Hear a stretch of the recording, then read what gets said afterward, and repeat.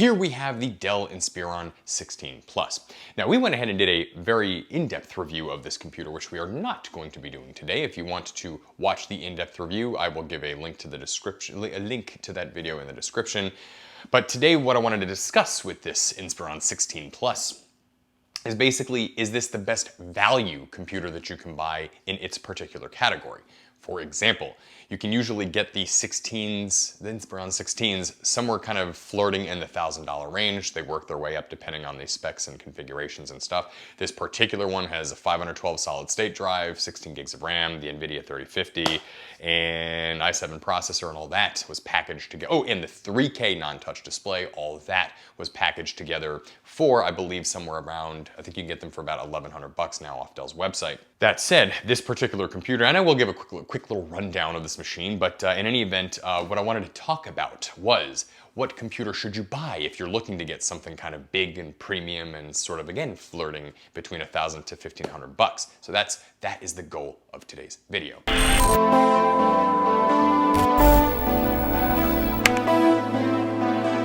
All right, so here we are, the Inspiron 16. First off, 16-inch screen, 3K display, or this particular one has the 3K display in it, and it's not the 2.5K display that the IdeaPad 5i's are coming with.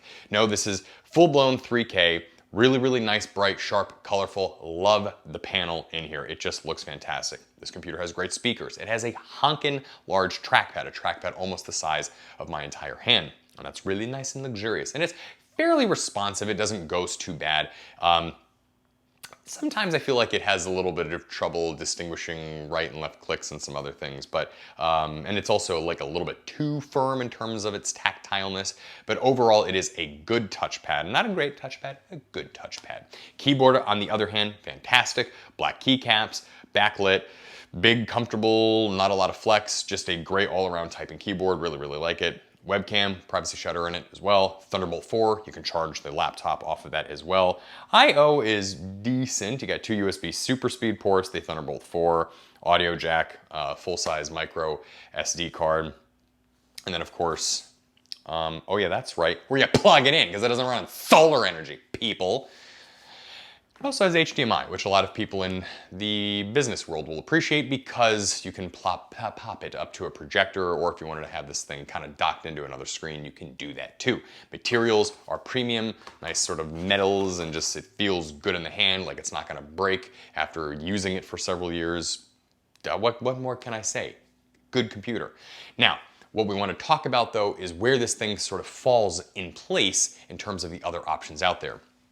When you start looking into the $1,000 range for computers, you have the LG Grams that come to mind. You also have the IdeaPad 5i's. You've got some of the offerings from HP, and then you have, let's see what else here. You've got, of course, then you also have the MacBook Pros. Now, let's go ahead and talk about Lenovo and Apple for a brief moment here.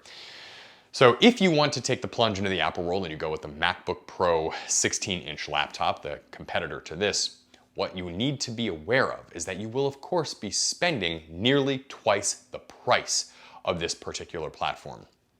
MacBook Pro 16s start in the 2000s range and work their way up, whereas, again, this thing starts at like $949 and works its way up.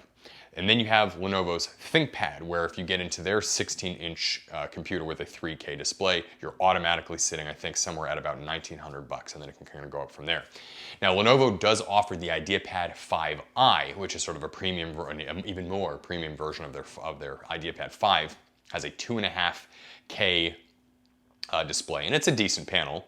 But as far as like comparing build quality and stuff like that, overall, I kind of want to give a little bit of an edge to the Dell in that regard. Now, there's nothing wrong with the 5i, and making sure a little video keeps playing. There's nothing wrong with the IdeaPad 5i. Lenovo's higher end products are quite good. Really the only place that Lenovo kind of suffers in some of their cheaper markets. But all in, when you compare what you can get for this price, the better graphics card, the better display, the i7 processor, even if you can find a 5i for like sub $1,000, which is possible, you're still talking about a Core i5 processor, you're talking about a weaker graphics card, Intel UHD, and you're also talking about, again, the lesser quality screen. But this just kind of gives you everything that you need.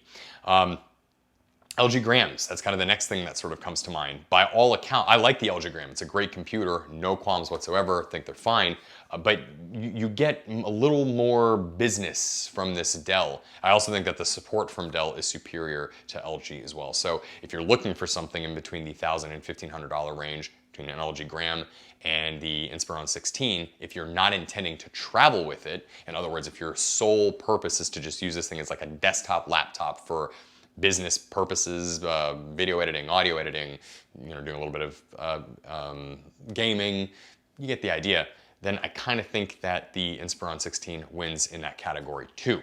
And then if you kind of plunge into HP's, I guess I'll go ahead and dive into it. If you plunge into HP's Envy series, or for that matter, like their Invictus gaming stuff, the thing is though, is that this still, I just feel that there is a superior platform here. First off, HP's quality control, atrocious. We've been down that path on this channel before.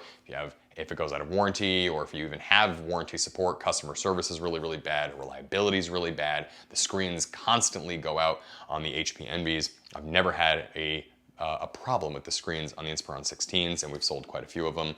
I just think that Dell sort of really flirted with the XPS line when developing the Inspiron 16 Plus, and what they created was just an all-around awesome computer that if somebody is torn between getting something that's like 17 inches or 15 inches, well, you don't need to worry about that anymore. You have the absolute sweet spot. And that 3K panel just sort of makes and breaks the entire thing. It just makes it feel more premium and like it's a really, really good, great computer. So yeah, there you have it. As far as price is concerned, the price to performance ratio, are you getting the best bang for your buck? I kind of feel like you can't go wrong with the Inspiron 16 Plus. I really do feel that if you're looking for a computer between, again, let's call it $1,000 and $1,500, and you need something premium and nice to use, this is what you should be getting. There are other great offerings from other companies, but you will either be sacrificing something or spending a little bit more money. And of course, if you're brand loyal, that's okay too. And again, like somebody that's just kind of like using like a general day-to-day computer on their desk, like for Word documents and stuff, they don't need to spend the $2,500 for the MacBook Pro 16. It's just overkill. So there you have then the Inspiron 16 Plus. It's kind of like the 16-inch computer for everyone. So should you buy one of these computers? Yes, you should. Great machine, they've got good reliability, and I think that you will have fairly little problems with it, fairly little qualms. Using it is just good. So, if you have any